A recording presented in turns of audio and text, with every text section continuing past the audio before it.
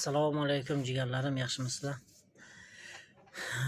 O'zbekiston Kolumbiya o'ynaganini ko'rdingiz hammangiz. Hammasiga baxt, omad, salomatlik tilayman. O'zbek futbolchilariga. Kolumbiya bilan tengma-teng o'ynadik desa ham bo'ladi. Faxrlansak bo'ladi. Bir xil chiqib olib yomonlar kommentariy yozayotganlar bor ekan. O'shalar o'qib ko'rib achinib ketdim. Bular benikoh bo'lgan ekanda deb.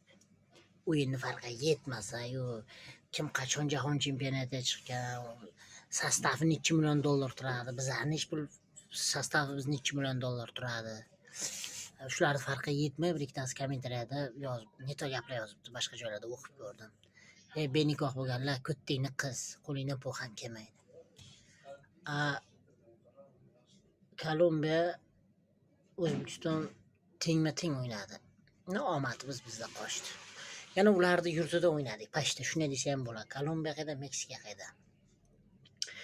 Nima uchun bu gapni aytayotganim, agar navoda biz aytda Kolumbiya yoki Braziliya bilan Qozog'istonda o'ynasak yoki Qirg'izistondami, bizni bovurlarimiz bizni podдержка qiladi, to'g'ri tushuninglar-da.